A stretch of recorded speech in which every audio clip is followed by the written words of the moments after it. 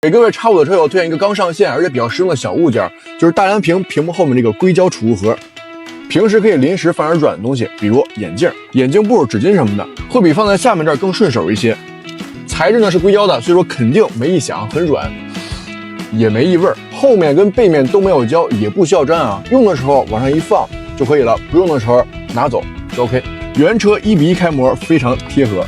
火燃红、摩卡棕、黑色都有，但我个人更建议黑色啊，因为更顺眼一点，跟后边的颜色是一样的。适配X5、X6、X7都可以使用。如果您需要的话，可以按需购买。